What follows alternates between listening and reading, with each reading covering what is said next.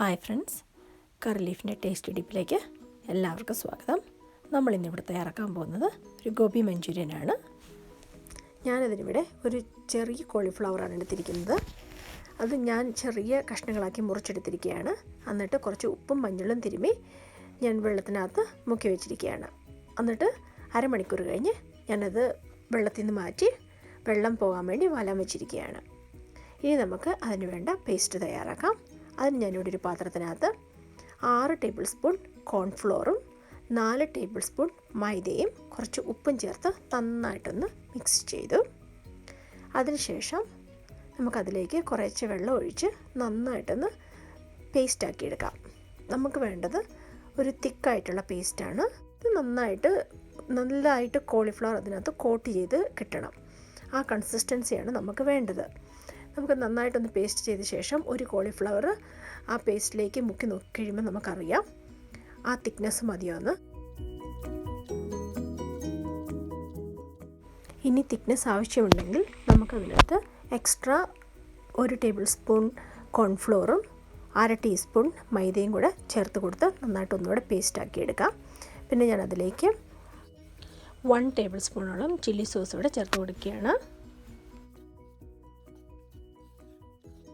ഇപ്പോൾ തിക്നെസ് എല്ലാം കറക്റ്റായിട്ട് വന്നിട്ടുണ്ട്. ഇനി നമുക്ക് കോളിഫ്ലവർ എല്ലാം അതിലേക്കിട്ടിട്ട് നന്നായിട്ടൊന്ന് കൈ കൊണ്ട് മിക്സ് ചെയ്തെടുക്കാം. അതിലേക്ക് നല്ലൊരു കോട്ടിംഗ് ആയിട്ട് കിട്ടും. നമ്മൾ കോളിഫ്ലവർ ഇങ്ങനെ മിക്സ് ചെയ്ത് എടുത്ത ശേഷം നമ്മളിവിടെ സെക്കൻഡ് കോട്ടിംഗ് ചെയ്യുന്നുണ്ട്. അത് നല്ലൊരു ക്രിസ്പി ആയിട്ടും ക്രഞ്ചി ആയിട്ടും നമുക്ക് കോളിഫ്ലവർ കിട്ടുന്നതിന് വേണ്ടിയാണ്. നമ്മളിങ്ങനെ നന്നായിട്ട് മിക്സ് ചെയ്തെടുത്ത ശേഷം നമുക്കതിലേക്ക് 1 ടേബിൾ സ്പൂണോളം കോൺഫ്ലോറും 1 ടേബിൾ സ്പൂണോളം മൈദയും കൂടെ ചേർത്ത് കൊടുക്കാം. എന്നിട്ട് കൈ കൊണ്ട് നന്നായിട്ട് ഒന്നുകൂടെ മിക്സ് ചെയ്തെടുക്കാം. അപ്പോഴത്തേക്കും നമ്മൾ ആദ്യമേ ഒന്ന് കോളിഫ്ലവർ കോട്ട് ചെയ്തതുകൊണ്ട് അതിലേക്ക് ഈ ഡ്രൈ ഫ്ലവർ നന്നായിട്ട് പിടിക്കും. അപ്പം നമുക്ക് ശരിക്കും കോളിഫ്ലവർ നന്നായിട്ട് കോട്ട് ചെയ്ത് കിട്ടും. അതിനുശേഷം നമുക്ക് ഫ്രൈ ചെയ്തെടുക്കാവുന്നതാണ്. ഞാനിവിടെ എണ്ണ നന്നായിട്ട് തിളപ്പിച്ചിട്ടുണ്ട്. അതിലേക്ക് മീഡിയം ഫ്ലെയിമിൽ നമ്മൾ കോളിഫ്ലവർ ഇതിലേക്ക് ഓരോന്നോരോന്നായി ഇട്ട് കൊടുത്ത് ഒരു 2 to 3 മിനിറ്റ്സ് നന്നായിട്ടൊരു ലൈറ്റ് ബ്രൗണിഷ് കളർ ആവുന്നിടം വരെ ഇത് ഫ്രൈ ചെയ്തെടുക്കും. ഇതിന് ശേഷം നമ്മൾ ഒന്നുകൂടെ ഫ്ലാഷ് ഫ്രൈ ചെയ്യുന്നുണ്ട്. അത് എന്തിനാണെന്ന് വെച്ച് കഴിഞ്ഞാൽ കോളിഫ്ലവർ നല്ല ക്രഞ്ചി ആയിട്ട് കിട്ടാൻ വേണ്ടിയാണ്. നമ്മളിങ്ങനെ സെക്കൻഡ് ടൈം ഫ്രൈ ചെയ്ത് കഴിയുമ്പോൾ വളരെ ക്രിസ്പി ആയിട്ടും ക്രഞ്ചി ആയിട്ടും നമുക്ക് കിട്ടും. അതുകൊണ്ട് നമുക്ക് സമയം നഷ്ടമൊന്നുമില്ല. നമ്മൾ ഫസ്റ്റ് ടൈം ഫ്രൈ ചെയ്യുന്നതിൻ്റെ ടൈം ഇത്തിരി കുറച്ചിട്ട് സെക്കൻഡ് ടൈം ഒന്നുകൂടെ ഫ്രൈ ചെയ്തെടുക്കുന്നേ ഉള്ളൂ.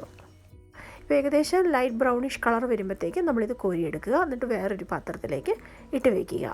അങ്ങനെ ഞാൻ ഈ മൊത്തം കോളിഫ്ലവർ ഫ്രൈ ചെയ്ത ശേഷം നമുക്ക് ഇത് സെക്കൻഡ് ടൈം ഫ്ലാഷ് ഫ്രൈ ചെയ്തെടുക്കാം. ഫ്ലാഷ് ഫ്രൈ ചെയ്യുമ്പം നമ്മൾ ശ്രദ്ധിക്കേണ്ട ഒറ്റൊരു കാര്യമേ ഉള്ളൂ, എണ്ണ നന്നായിട്ട് ഹോട്ടായിരിക്കണം. നമ്മൾ ഹൈ ഫ്ലെയിമിലിട്ടിട്ട് നന്നായിട്ട് ഹോട്ടായെന്ന് മേക്ക് ഷുവർ ചെയ്യുക. അതിനുശേഷം നമ്മളിപ്പം ഫ്രൈ ചെയ്ത് വെച്ച കോളിഫ്ലവർ ഒന്നുകൂടെ ഈ എണ്ണയിലേക്ക് ഇട്ട് കൊടുക്കുക.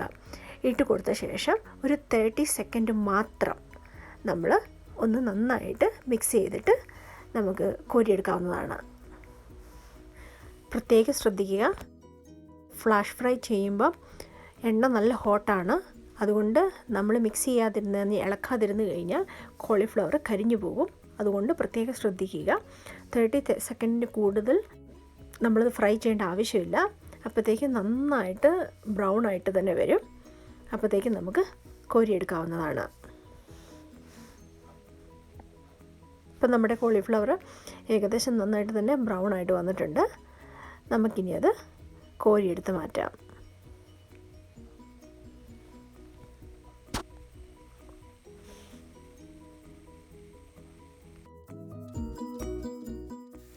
ഇപ്പം നമ്മൾ കോളിഫ്ലവർ മൊത്തത്തിൽ ഫ്ലാഷ് ഫ്രൈ ചെയ്ത് എടുത്തിട്ടുണ്ട്. ഇത് വളരെ നല്ല ക്രഞ്ചിയും ക്രിസ്പിയാണ്. നമ്മളിനി 20 മിനിറ്റ്സ് കഴിഞ്ഞ് ചെക്ക് ചെയ്താൽ ഇത് നല്ല ക്രഞ്ചി ആയിട്ടും നല്ല ക്രിസ്പി ആയിട്ടും തന്നെ ഈ കോളിഫ്ലവർ ഇരിക്കും. ഫ്ലാഷ് ഫ്രൈ ചെയ്ത് എടുക്കുന്നതിൻ്റെ ഒരു ബെനിഫിറ്റ് എന്ന് വെച്ച് കഴിഞ്ഞാൽ കോളിഫ്ലവർ കൂടുതൽ സമയം ക്രഞ്ചി ആയിട്ടും ക്രിസ്പി ആയിട്ടും ഇരിക്കുമെന്നുള്ളതാണ്. ഇനി നമുക്ക് ഗോബി മഞ്ചൂരിയന് വേണ്ട ഗ്രേവി തയ്യാറാക്കാം. അത് ഞാനിവിടെ പാൻ ചൂടാക്കാൻ വെച്ച് അതിലേക്ക് 1 ടേബിൾ സ്പൂൺ എണ്ണ ഒഴിച്ച് കൊടുത്ത് അതിലേക്ക് ഞാൻ 2 ഒനിയൻ നന്നായിട്ട് ചോപ്പ് ചെയ്ത് വെച്ചത് ഇട്ട് കൊടുക്കുകയാണ്. ഞാനിത് ചോപ്പറിൽ ചോപ്പ് ചെയ്തെടുത്തതാണ്. നമുക്ക് കൈ കൊണ്ടോ ചോപ്പറിലോ എങ്ങനെ വേണമെങ്കിലും ചോപ്പ് ചെയ്തെടുക്കാം.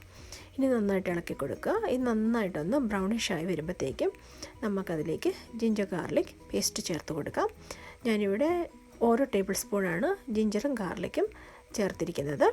അത് നമുക്ക് നന്നായിട്ടൊന്ന് മിക്സ് ചെയ്ത് കൊടുക്കാം.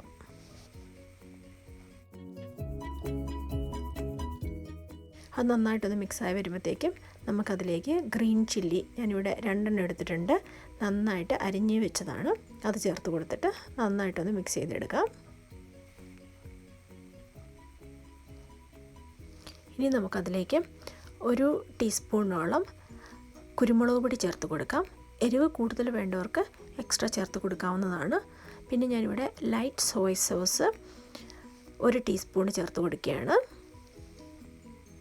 അതിലേക്ക് 1 ടീസ്പൂണോളം ചില്ലി സോസും ചേർത്ത് കൊടുക്കുക. എന്നിട്ട് നന്നായിട്ടൊന്ന് മിക്സ് ചെയ്തെടുക്കാം. ഞാനിതിലേക്ക് 1 തക്കാളി ചോപ്പറിലിട്ട് നന്നായിട്ട് ചോപ്പ് ചെയ്തെടുത്തത് ചേർത്ത് കൊടുക്കുകയാണ്. എന്നിട്ട് നമുക്ക് നന്നായിട്ടൊന്ന് ഇളക്കിയെടുക്കാം. അതിലേക്ക് ആവശ്യത്തിനുള്ള ഉപ്പും ചേർത്ത് കൊടുക്കുക. ഇനി കളറിന് വേണ്ടി ഞാനതിലേക്ക് ചേർക്കുന്നത് ടൊമാറ്റോ പേസ്റ്റാണ്. കളർ ആഡ് ചെയ്യേണ്ടവർക്ക് കളർ ആഡ് ചെയ്യാം. ഞാൻ പക്ഷേ കളർ ഉപയോഗിക്കാറില്ല. അതിലേക്ക് ഞാൻ 1/2 ടീസ്പൂൺ മുളക് പൊടിയും കൂടെ ചേർത്ത് കൊടുത്ത് എന്നിട്ട് നന്നായിട്ടൊന്ന് ഇളക്കിയെടുക്കാം.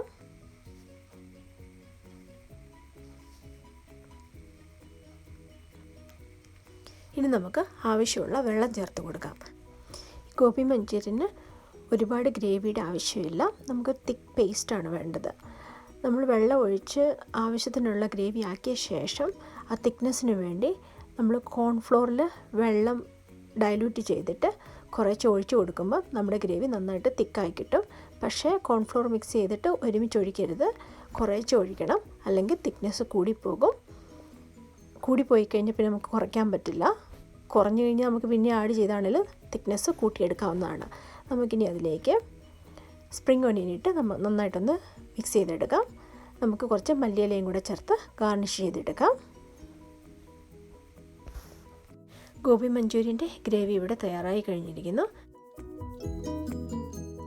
ഫ്രൈ ചെയ്ത് വെച്ച ഗോബി ഇതിലേക്കിട്ട് നന്നായിട്ടൊന്ന് മിക്സ് ചെയ്തെടുക്കാം. നമ്മുടെ സൂപ്പർ ടേസ്റ്റി ക്രഞ്ചി ആയിട്ടുള്ള ഗോബി മഞ്ചൂരിയൻ ഇവിടെ റെഡിയായി കഴിഞ്ഞിരിക്കുന്നു. ഇതൊരു അടിപൊളി റെസ്റ്റോറൻറ്റ് സ്റ്റൈൽ ഗോബി മഞ്ചൂരിയനാണ്. നിങ്ങളെല്ലാവരും ട്രൈ ചെയ്ത് നോക്കണം. അഭിപ്രായങ്ങൾ കമൻറ്റ് ബോക്സിൽ എഴുതി അറിയിക്കുക. നിങ്ങൾ ഇതുവരെ ഈ ചാനൽ സബ്സ്ക്രൈബ് ചെയ്തിട്ടില്ലെങ്കിൽ ദയവ് ചെയ്ത് സബ്സ്ക്രൈബ് ചെയ്യുക. നിങ്ങൾക്ക് ഈ ചാനൽ ഇഷ്ടപ്പെട്ടെങ്കിൽ ലൈക്ക് ചെയ്യുക, ഷെയർ ചെയ്യുക. നിങ്ങളുടെ സപ്പോർട്ട് ഞാൻ ഇനിയും മുമ്പോട്ട് പ്രതീക്ഷിക്കുന്നു. Thank you for watching curry life.